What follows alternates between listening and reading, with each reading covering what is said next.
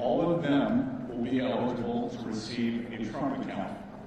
From an early age, our citizens will be able to observe the benefits of free markets in real time, and it's all thanks to President Trump. Trump accounts are a generational down payment on the American dream. They are the culmination of more than 2 centuries of capitalism and financial markets changing the world, and they are the key to unlocking the next 250 years of our national prosperity. Our children's financial future will be built by the men and women in this auditorium and the thousands more listening to today's live stream. Today, we will hear from a wide variety of speakers and panelists who will get to explain how you can get directly involved. By donating to Trump accounts, we can realize the President's vision of making every American an asset owner. I invite everyone to join us in this mission, and I want to thank you all for being here today. Thank you.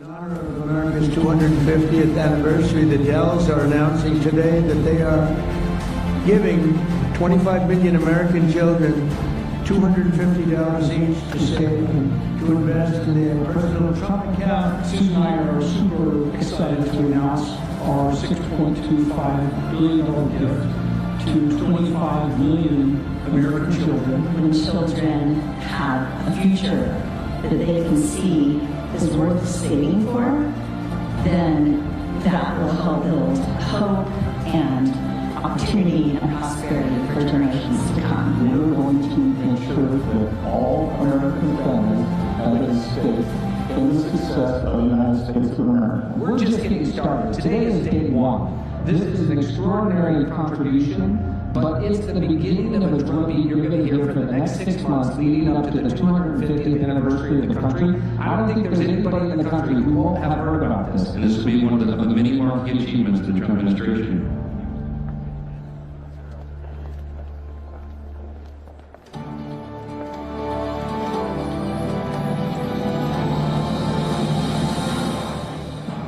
Please welcome Chairman of O-Shares Investment Advisors, Kevin O'Leary, a renowned entrepreneur and investor with decades of experience in global markets. Widely known for building and selling successful companies and for his role on Shark Tank, he brings a practical, results-driven perspective on business and investing.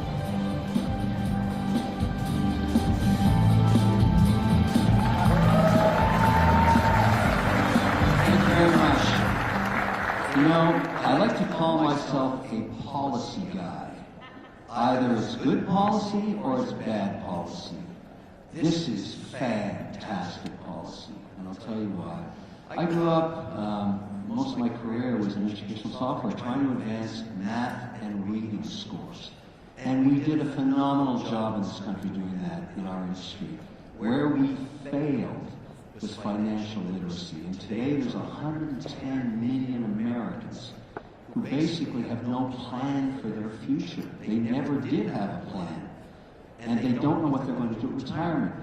This idea, the Trump account, solves that problem, or a good part of it, because you're basically making an investment, not just in an individual that's born, in their family. The burden of a family to educate or help a child launch can be really difficult, particularly if you have a large one. Think about this. And this money you can't touch for 18 years. Let the power of the world's largest economy go to work for a child for 18 years and stand back in awe and see what happens if you can't touch it and you let it do its thing. What I love about this is it's better than Social Security. It really is. This is a way for the country to heal itself and make sure every one of its citizens has a foundation to stand on. As I like to say, and I would have said to every grade schooler, supercalifragilisticexpialidocious. Even Mary Poppins loves this policy. She spoke to me this morning about it, said this is absolutely fantastic. So I applaud the administration, and I think what I like about it the most is I can't find anybody, red or blue, that doesn't like this idea. And I think what will happen with it is it's going to spring forward some even better ideas. Let me give you examples in employer. I invest in many companies. Instead of just giving a bonus to my employee, which I do every year, and many companies do, why not go beyond that and invest in their family by giving that child a piece of that bonus or even more? I think that's a beautiful way to support not just an individual, but their entire endeavor to grow and be successful. You can tell I've got a lot of emotion about this. I love this idea so much. I really do. And I intend to do whatever I can to support it and get the message out there, because I can't find anything wrong with it. And I love it when people can help themselves and not just rely on government. Thank you.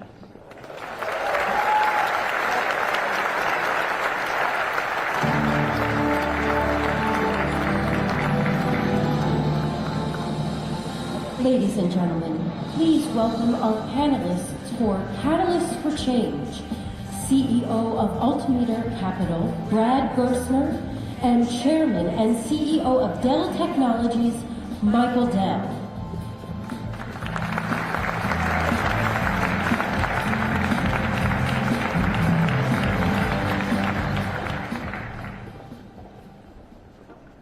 Well, clearly, Michael, you like this idea, I think, right? I love this idea. You know, Brad talked to me about this first in 2021, and I immediately loved the idea. We know that the most important thing a country can do is invest in its people, especially its children. And for all the reasons that you mentioned, I'm sure we'll get into more of the details. Totally love the idea. Brad? The brave trust of this, where did it come from? Well, first, it's great to be here, and it's pretty extraordinary to be here with my partner and dear friend, Michael. I grew up a poor kid in Indiana, in rural Indiana. And I watched my dad lose everything in 1979. And so I know a little something about starting with nothing. And when this president ran for office, he said, my agenda is the Main Street agenda. The 50 million families that have been left out and left behind, that are disconnected to the American dream. And so when we were coming out of COVID in 2021, I had a conversation with my kids around the kitchen table and showed them the accounts I had set up for them at work. And my son Lincoln, who's here today, asked me a very simple question. He said, what about all the other kids? And we talked about the wealth gap in the country. And we talked about the challenge of growing up with nothing. And then he turned to me and said, well, what are you going to do about it? And that started us on a journey around founding the Invest America Foundation, the Invest America Act, but it would never happen without the courage, without the partnership of Michael and the courage of this president. That's where it comes from. It comes from a love of country and an understanding that we're losing that connection to the American dream, and that stops today. Today and forevermore, every child born in America becomes a shareholder in America. Every child gets an investment account at birth. It'll be seeded with $1,000, but families, moms and dads, philanthropists, the greatest philanthropists in the country, they all want to contribute. And states and corporations, you're going to hear much more about that today. And so you get that little snowball that Warren Buffett talks to us about. You get it rolling at age 0. These kids will have $50,000 at age 18, $200,000 at age 30, $1 million at age 55, and they own and control it. They learn about finances. So I mean, don't get me on the soapbox. You know, this has been my life. And twice as much if their company matches the government's contribution, which many great companies have already contributed. I think so. Said they're going to do. No, Michael, be specific, because many people don't understand how is it this rose. It's going into the S&P 500 index, the engine of America, and in a very inexpensive way. Most people, and as I've learned, because of the lack of financial education at early age, don't understand there's a difference between just putting money into a savings account and doing this. Explain that a little bit. What's inside? What's the engine that makes this work? Well, the engine is you're investing in the great American companies. Including yours. Including ours, but essentially it's the S&P 500. And those are, you know, the 500 largest, most successful companies in America. And, you know, the equity of those investments has proven to be a fantastic investment over time. I believe certainly markets will fluctuate, but, you know, over a 10, 20-year period, these accounts are likely to grow quite substantially. And more importantly, you know, let's understand that if you don't have any capital, there's no reason to learn anything about it. And one of the hopes here is that now you've got skin in the game. We got skin in the game. We got a reason to want to understand how companies work and how capitalism works, and to you know, learn about those things we already have. About 2/3 of the states require some amount of financial literacy, hopefully all of them. And yeah, when you're in 7th grade, all right, let's look up your account to see how much you have. You see you've got a little bit of all these great companies. It's compounding, it's growing. You know, when I was 8 years old, I had the great opportunity to get a passport savings account. Okay, I had a few dollars in there. You'd go there and you'd give them another $1 and stamp the book, and, you know, kind of learn about compound interest. I had also a great situation. My mother was a stockbroker. Okay, so she was teaching me about investing and about capital, about companies. You were trading at 8 years old. Pretty much, yeah. So learned about all that from a very early age. And if we can spark that interest in some of the 70 million kids that we have in this country, that would be a wonderful thing. So, Brad, that's likely to happen because when you become cognizant of what money is, it could be, these days, kids get pretty smart pretty soon. You've got a lot of technology on your side. At some point, they'll be able to look at their phone and say, whoa, look at that. Won't that incentivize more interest in understanding what's going on there in terms of financial literacy? No doubt about it. It's already happening. Right? The problem is it's only happening for a few kids in America. If you're a kid in this country with money, then you come to your parents and you say, hey, I want a Robinhood account. I want to trade my account. These kids, you know, we have great CEOs here of companies like Robinhood and Schwab, etc. They know these kids want to use these phones. The problem is everybody else. And that's the important point here, Kevin. This is not about an account that's going to change the lives of my kids. My kids will be on their phones. They'll be able to see. Every single child in America, all they need to do is claim their account. We need every parent in America to claim the account that we're going to create on the 250th anniversary of America for their child. And to be precise, the money in these accounts for 75 years, the S&P 500 is compounded at 10.2%.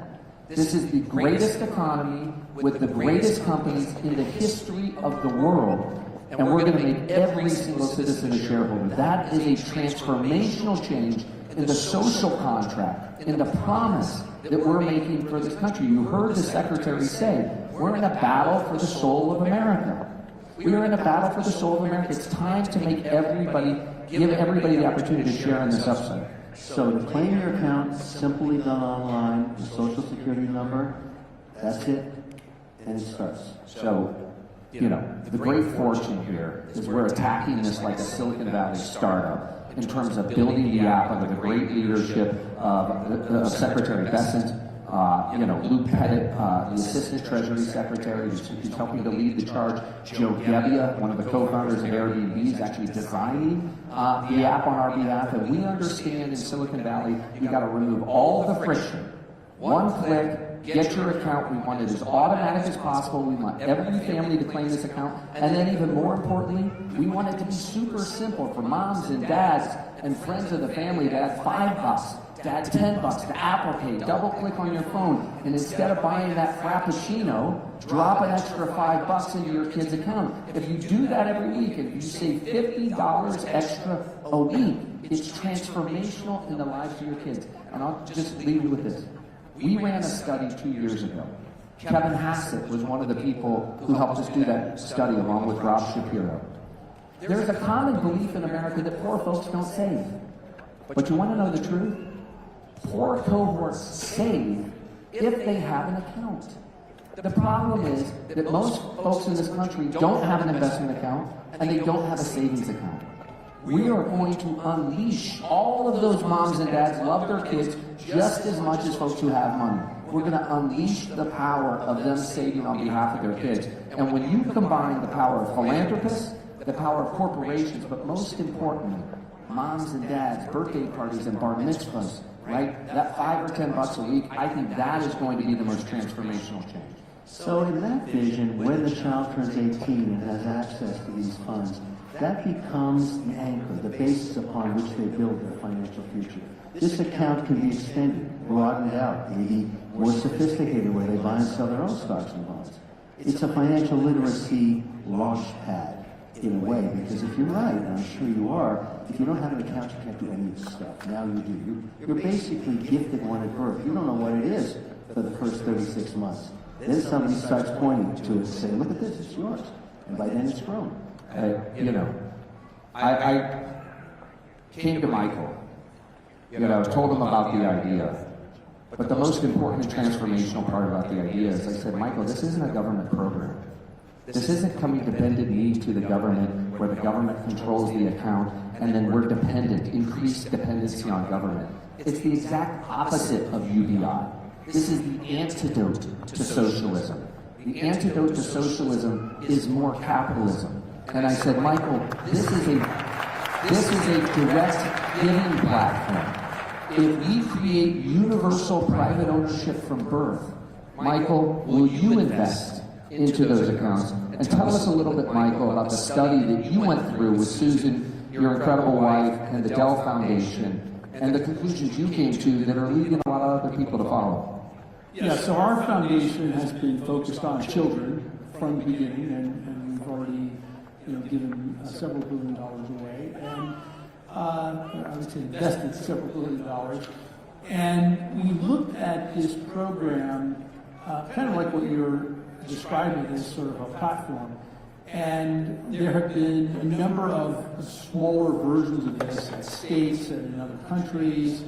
And what our study found was that when a child has an account like this, they are way more likely to graduate from high school, to go into college and graduate, to buy a home, to not be incarcerated, to be a contributing member of society, and it improves the mental health of both the child and the parent, even with a relatively small sum.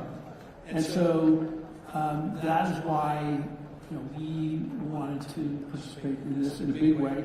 Originally, you and I went back and forth on these discussions, and with Susan as well, and we were like, well, what if we did Texas, and then we sort of said, well, let's just go here, right? And so he said, well, it's the 250th anniversary of the birth of the nation. $250 to 25 million children would cover most of the children that are born between 2016 and 2024, so the 2 to 10-year-olds, because the government's covering the 0 to 2, and we targeted our gift to the zip codes where the median income is less than $150,000. So that, my kids are... So you're basically providing the bonus round to this. That's what's happening. Well, this is to get them started on their financial journey. And of course, we have Ray and Barbara Dalio, who have decided to do exactly what we're doing, but in the state of Connecticut. So those kids will get $500. And I think there's going to be other similar announcements. We've talked to lots of folks. Let's not be coy here, Mike. Yeah. I'm going to do it. We have a similar announcement in the state of Indiana. We're going to announce that, coming up here at my own state. We're going to get all 50 states in this country. I can tell you this. We have 250 wealthy people in this country who signed a giving pledge, Kevin. The problem with that is they don't know how to give the money away.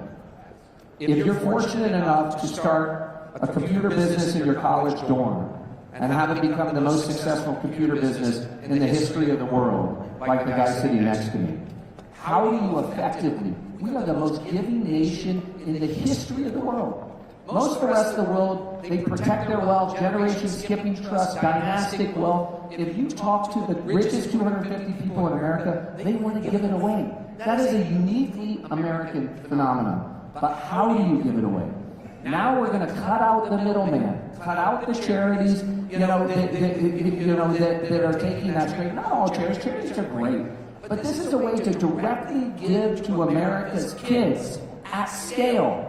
5 billion, 10 billion, 20 billion from America's great philanthropists. The Treasury Secretary issued a 50-state challenge. On the 250th birthday of America, we want all 50 states to have similar programs that get launched. And I will tell you this, because Michael and I are sharing the Giving Committee of Invest America. We're making the ask, and our hit rate is 100%. America's most successful people love the idea of contributing to these accounts. And so stay tuned over the course of the next weeks and months, but we're going to have a big bang come July 4th this year. And it not only strengthens, these families and these children, but of course it strengthens the nation. You brought up a really interesting point, I think, that many people have missed about this program, beyond just its simplicity.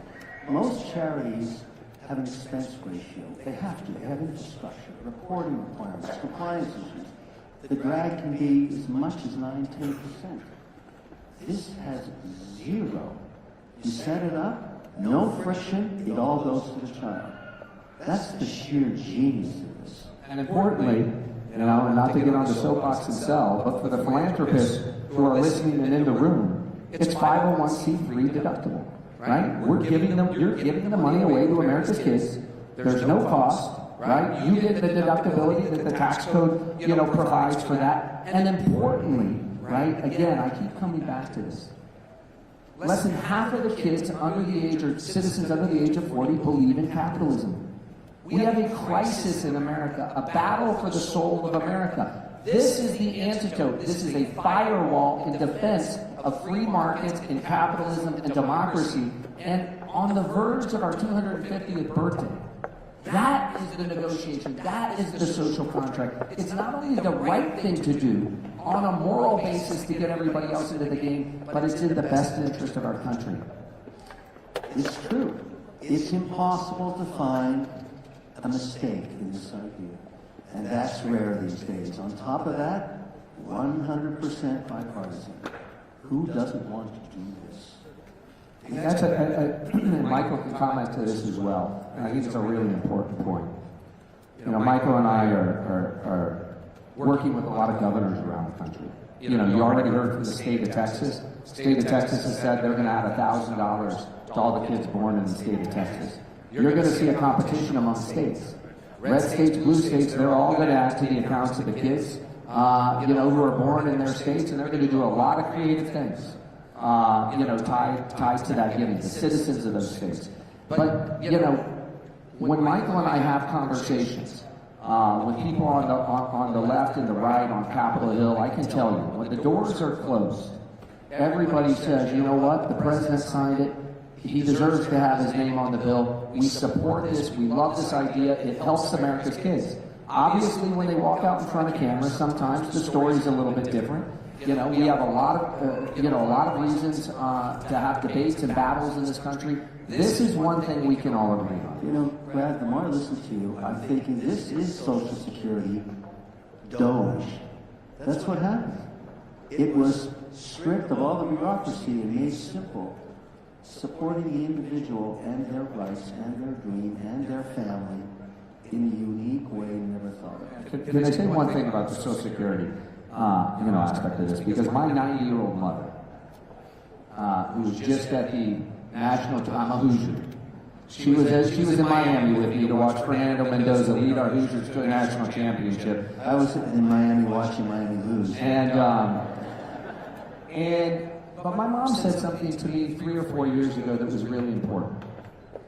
She said, you know, when they told us about Social Security, they made a sacred promise to us. They said, my mom was poor, working 2 jobs. We're going to take money out of your paycheck, and we're going to save it for you. And when you retire, we're going to give it back to you. Right? That was an evolution to the social contract of America on the eve of the Industrial Revolution that prevented us from going the way of Weimar Germany. How did that work out? Okay? Well, the good news is, it's a promise, I think, that has transformed this country, kept this country together, made this country the greatest country on the planet. However, a complement to that, not a replacement. This president has made absolutely clear, Social Security is a sacred promise that must be met and will be met. And we're the richest country on the planet, and we have the capability to do that. However, it's equally important that we give every child a prosperity account. Because too many kids along the way, we shouldn't make them wait until they're 60 years old to feel connected to America. They need to see their dollars going to work for them and compounding on them. And we all know that the social contract is going to have to evolve in the age of AI, right? These kids need to see on their phone they have a little OpenAI and Anthropic and all the new companies that will come of age, because we're going to have disruption from artificial intelligence. It's a lot easier to face those sorts of disruptions that the Industrial Revolution brings or the AI revolution brings when you have skin in the game and you're benefiting on the upside. Michael, back in '87, you democratized technology by breaking the $1,000 price point at Walmart, which was called back then a multimedia PC. I was there selling educational software. In August, this is just a little piece of history which talks about you're too shy to say this, but until then, a PC was not affordable by a family. $8.99 for Dell Computer. You don't remember the price. And why that mattered, it hit in February of '87. By August, when Michael Jackson wanted to drop his Bad album, the entire software industry had taken up world capacity of CD-ROMs, because your machine had a CD-ROM in it. Michael's album was delayed for 2 weeks because of you. That's what happened. I've been blamed for a lot of things. I'm used to that. But look, I think the point is that in not that many years, we're going to have almost every single child is going to have an account with a reasonably substantial amount of money in it, with the government's contribution, the state level contributions, certainly families and philanthropists contributing, and that over 10, 20, 30 years will make an enormous difference in this country. That's really what I'm very excited about. And it's what I love, whether you're in rural Indiana or rural Mississippi, whether you're in western Texas or you're in inner city Compton, right? Whether you're in Trenton, don't forget Alaska, or Roxbury, outside of Massachusetts, this is the part of America, right, that this president and this administration has raised their hand and said, we've for too long promised that we're going to close the wealth gap. We've for too long promised that we're going to get everybody else into the game. And there's frustration and anger in the country because people don't feel like that promise has been met. And here we have an opportunity, now that is baked into law forevermore. We're changing the game. Every kid in the game of the upside of America, and now the ask of everybody in this room and everybody in America. It's on you now to make sure that every child you know claims their investment account when we launch them in July. It's on you to contribute $5 to $10 to those accounts and get those snowballs rolling, right? This is not a government program.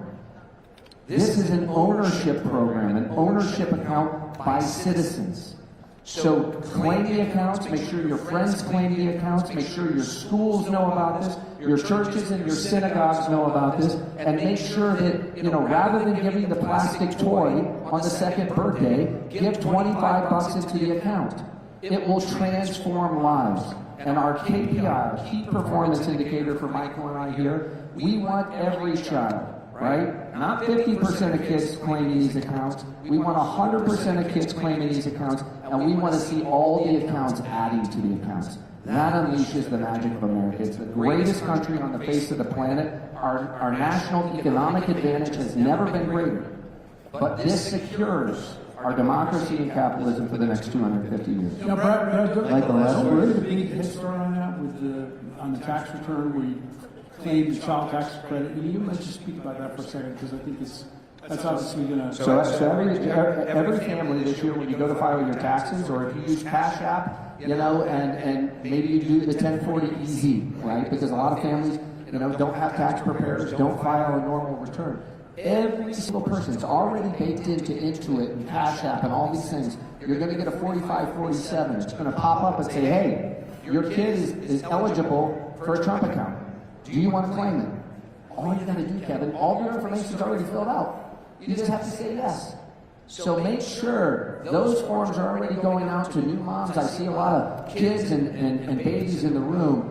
All of them, my children included, they are going to be claiming their accounts, and we're evangelizing on it. We have 3 young people here today with me who are working on financial literacy around this, right? What is the compounding worth? Educating middle schoolers about this. And so we're gonna make sure that this is out there. Michael and I, should we tip our hand and tell them we're gonna run a Super Bowl ad or not?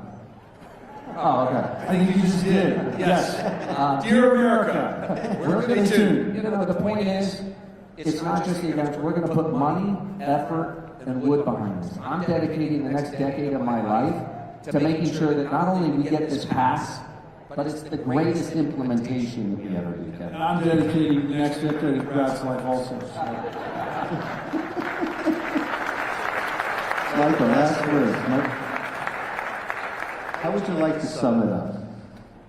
I would sum it up as the greatest investment we can make is an investment in our children. And this has the opportunity to ignite a generation of people that understand how capital works and change the complexion of the nation to a nation of owners and investors and capitalists. And that's incredibly exciting. I can't think of 2 better ambassadors to get the word out than you 2 guys. You're obviously very passionate about it, and you've been very much part of thinking it through. It's a really good idea. And I think everybody here understands it, and now we have to multiply it by 100 million. That's it. Ladies and gentlemen, hand for these 2 extraordinary men. Thank you.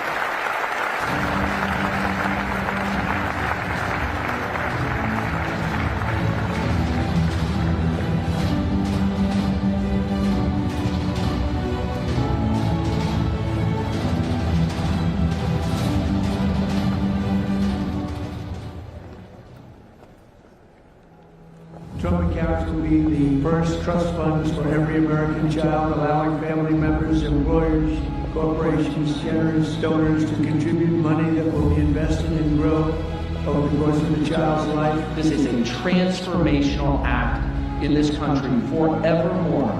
Every child starts off life in the game with a piece of the American dream, counting in the upside of America. It is the merging of President Trump's agenda of parallel prosperity, Main Street meets Wall Street. We are going to make sure that all American families have a stake in the success of the United States of America.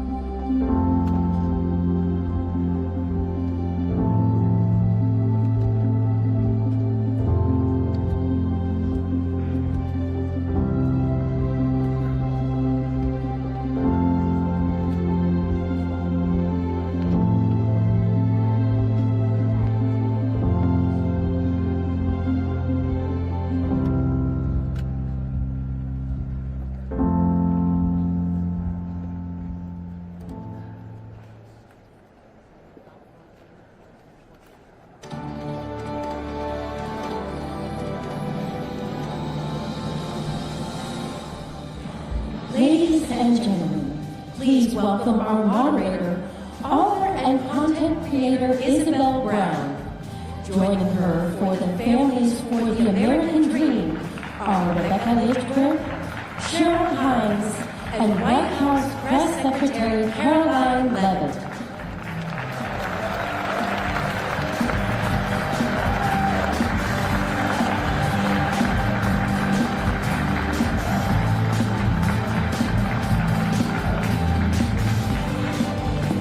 Good morning, everyone. We are so excited to be joining you for the launch of this incredible program and investment in the next generation. We were picked to do this event as a moms panel, so we are all moms up here, and we'd love to start our conversation today talking about our journey as mothers and what this program is going to mean for our children and grandchildren.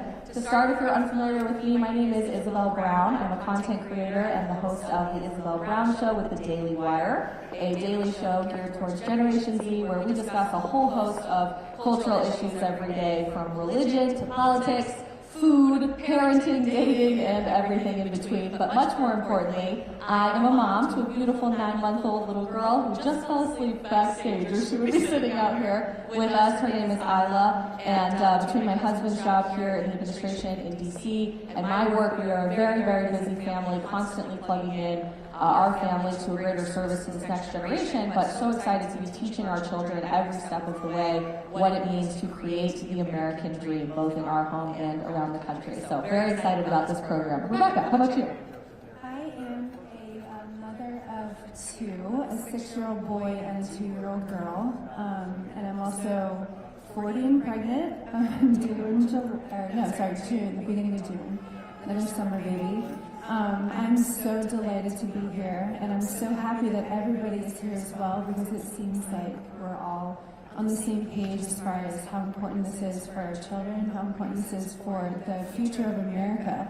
And a part of our children's future is making sure that they have opportunity, and obviously when you have money, it's a tool, and you have way more opportunity. And so, I'm so happy. I'm calling him Grandpa Trump because I feel like he's giving my child, something like a nice gift, and so I'm just so thrilled to be here and share more about, the importance of this Trump accounts.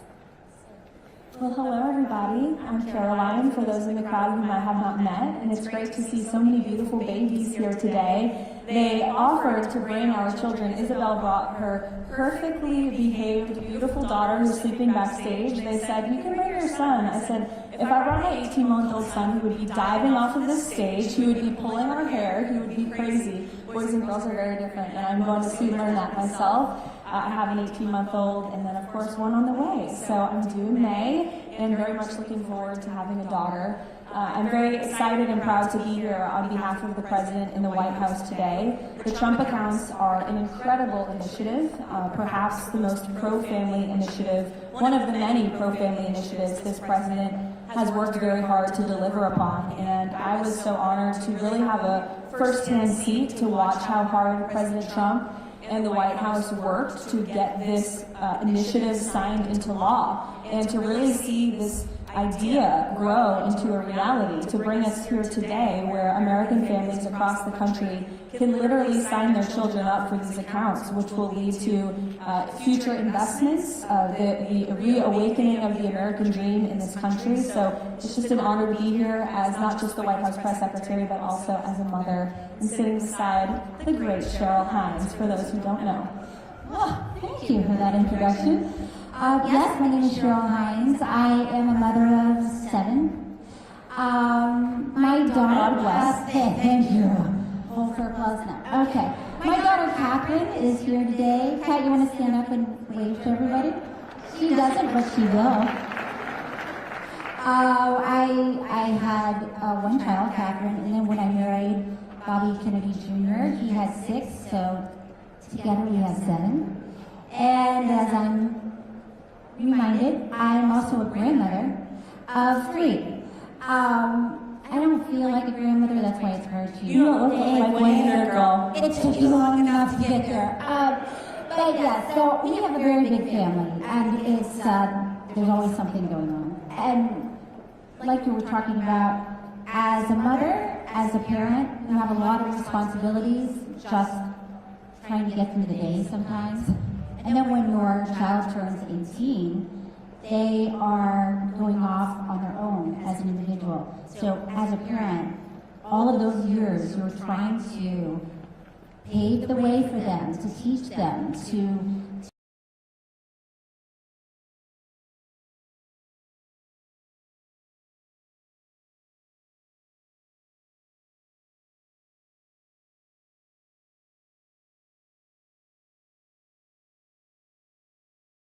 a start. Having an investment in their future from the time they're.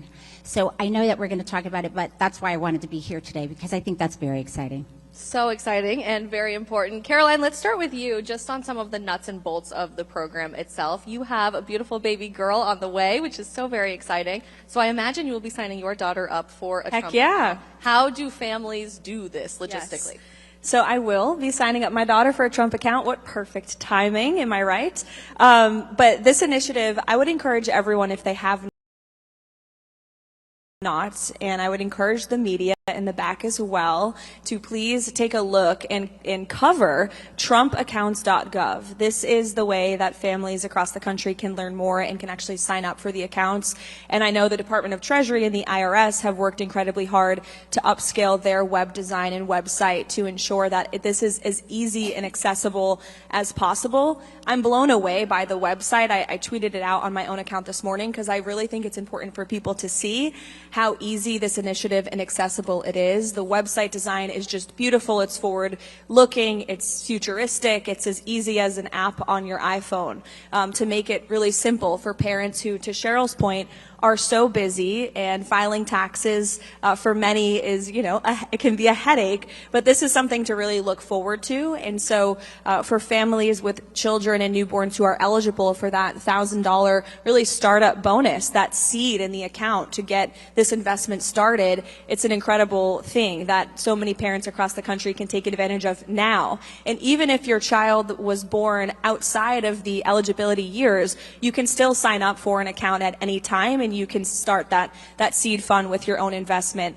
I also just want to point out how incredible this initiative is because it brings the private sector and the federal government together, which is something President Trump does best. He is a businessman at heart. He is running the federal government like it's a company, trying very hard to, cutting through the bureaucracy and the waste and the fraud. And this program, this initiative, is an example of seeing philanthropists and businessmen and women and entrepreneurs come together with those at the highest level of government to do what's right for American families. So also big thank you to Michael Dell and his wonderful wife and the Dell family, who have been just a huge part of this, and all of the other successful Americans and companies who have generously donated.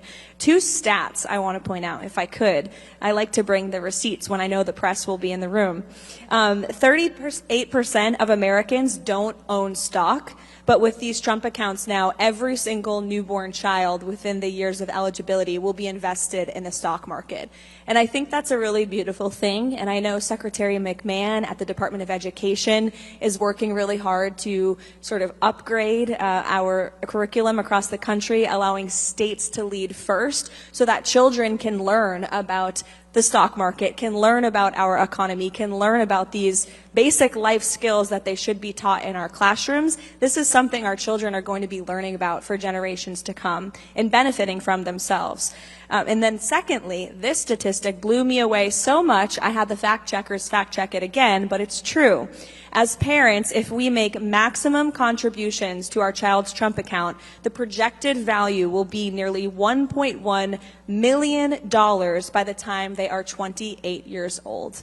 That is incredible. By the time your child is 28 years old, the Trump account could earn them up to $1.1 million.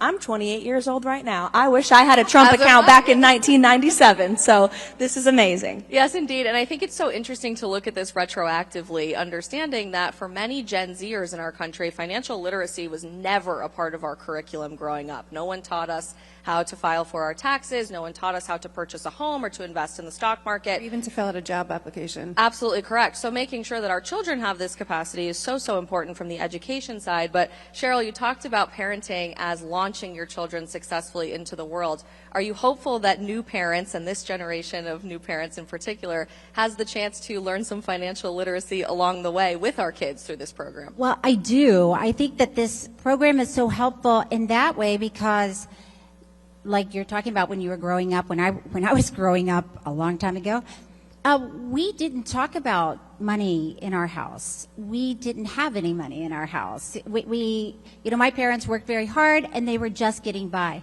But even to talk about finances, to talk about money was so stressful. And it was stressful because we just didn't have any. So to start an account that has money in it, that is going to be that child's account, is such a great way to introduce finances, financial literacy, financial independence, and a great time for parents to be able to talk about it with their children. And, we all know every child develops differently at different ages. So as a parent, you can keep connecting with your child when they're 8, when they're 10, when they're 12, and look at the account, look at what that interest is. And like you were talking about too, having parents, I don't want to say donate, that's not the right word, is it? Invest, contribute.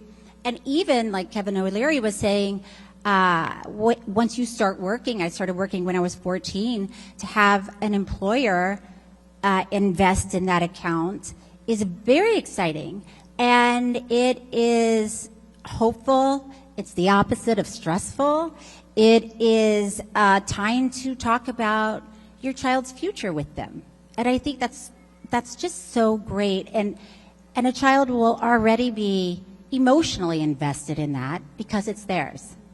Not only is this creating a major pendulum swing for the financial security of our children's future, which is so important in and of itself, but Rebecca, I think this also marks a huge cultural shift that we're seeing in response to what can only be described as the degradation of the American family we've witnessed throughout our lifetime. In the last several years, marriage rates have been at a historic low. We know our fertility rate as a country is at a historic low. Our vice president spoke last week at the March for Life here in D.C. about his goal and dream to have America make more babies, which they are putting their money right where their mouth is as a beautiful second family right now in office. Your organization does incredible work ensuring that moms feel that greater sense of service to our society and culture at large. Do you think we may see more moms and dads as a result of this program? Yes. Short answer, yes.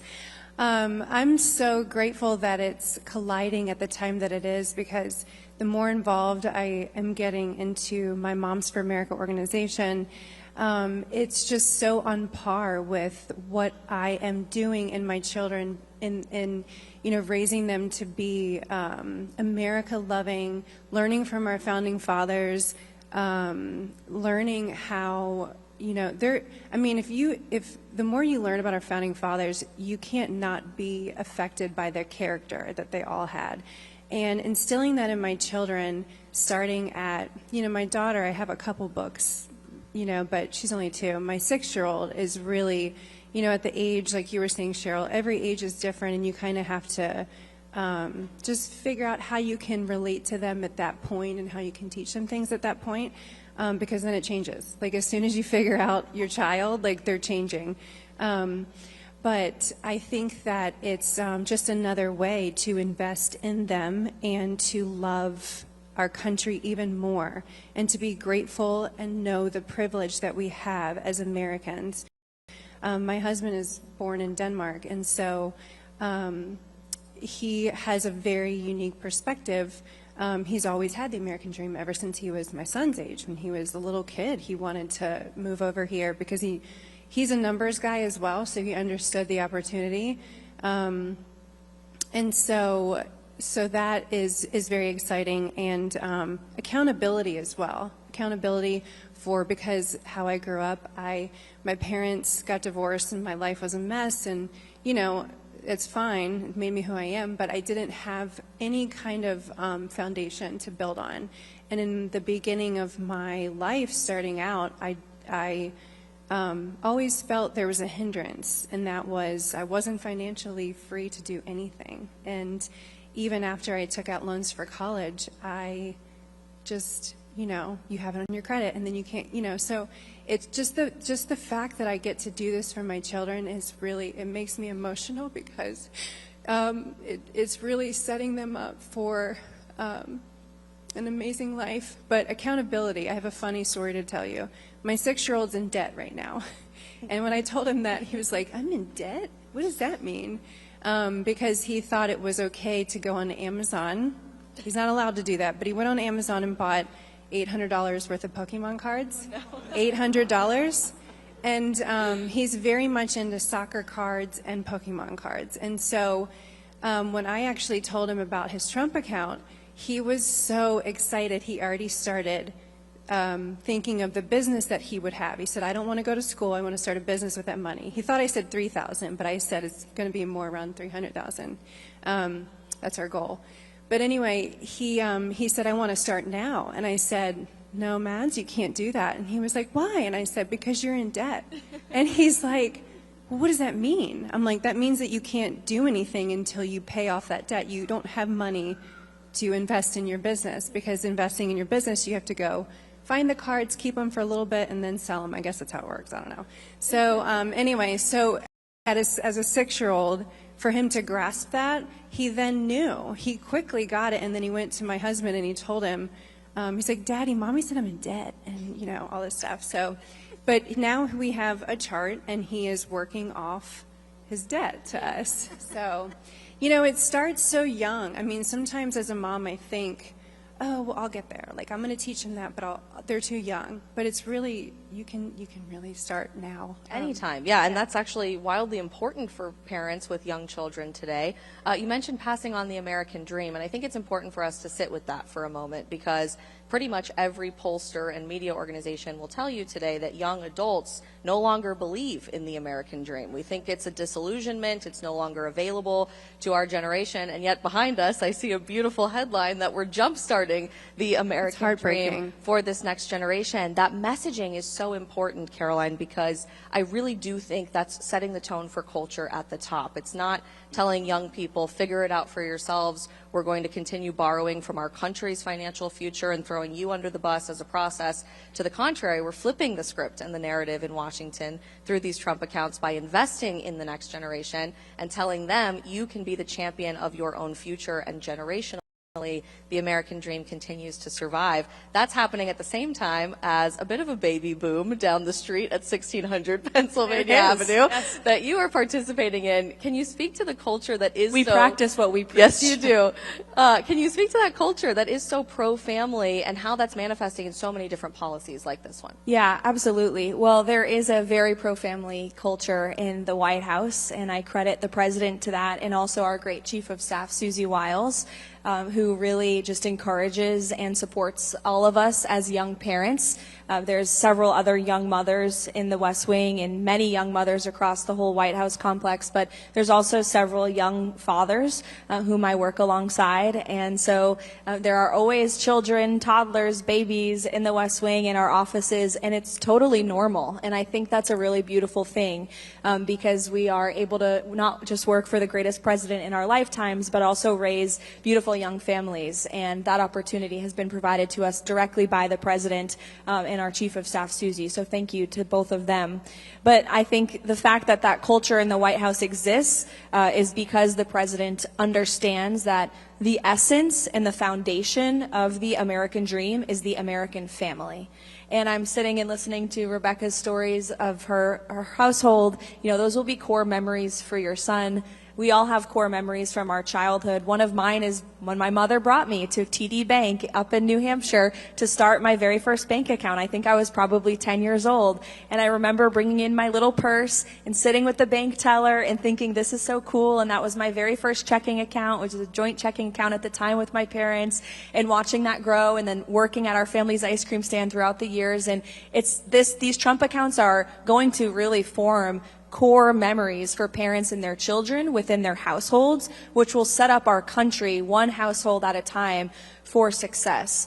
And in addition to these Trump accounts, these are a huge initiative, but it's just one small piece of the puzzle with respect to all President Trump is doing. If you look at the One Big Beautiful Bill in its entirety, the largest middle-class tax cuts for working families in American history. No tax on tips for service workers, no tax on overtime for our law enforcement officers and anyone who is working overtime to try to make ends meet. No tax on Social Security for our American dream is safety.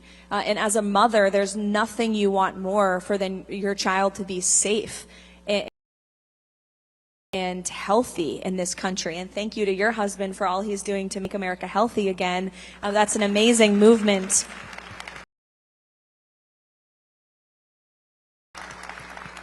That the president promised and he delivered by appointing your husband and all of the great work they're doing at HHS. But I think safety and health and prosperity are really the three things as parents you want the most for your children. And if you look across the board at all of the policies this president is implementing, from Trump accounts to border security to working with local law enforcement to make our cities safe places for American families, removing dangerous violent criminals from American streets, and again, making America healthy again. Just everything this administration is doing is restoring the American dream, and it's very exciting to be part of. And it really does start inside the White House. Caroline and I, if you didn't know, met when we were interns for the White House in 2018. We started from the bottom together, Isabel. Life is crazy how it all works out. And back then, you know, it was classic DC work culture, I think still. It always is, whether you're on the Hill or the administration, who are constantly told, it's 6 o'clock, what are you still doing here? Get home to your baby. You can finish this at home. That's so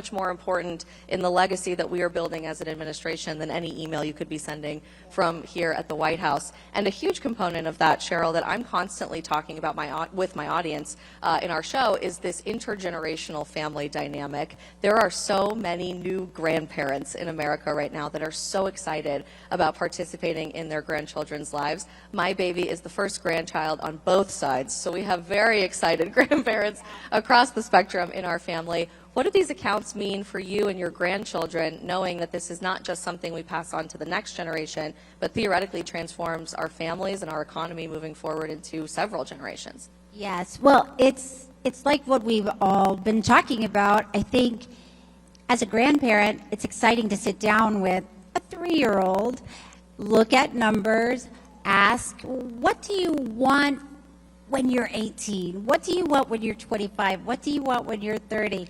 And if you had $1,000 right now, what would you do with it? Which is a really fun game to play with a 3-year-old because it's probably candy or Pokemon. But even just to talk to them, to hear them, and then like we talked about, when they get older, they'll have different dreams and ideas. But as a grandparent, as a parent, it's exciting to be a part of that. And as a grandparent, it's nice to know you can put money into an account for your grandchild or your child. My sister is also here today, Dr. Becky Hines. We were talking about what's great about this account, because at some point when your child is maybe 12, and maybe your grandmother asks your 12-year-old girl what she wants for the holidays, and as a grandmother, you're going to get her that ugly sweater that you love to give. But maybe she'll say, what I would rather have from you is the $50 to put into my accounts, because I'm saving, and this is what I want to do with the money.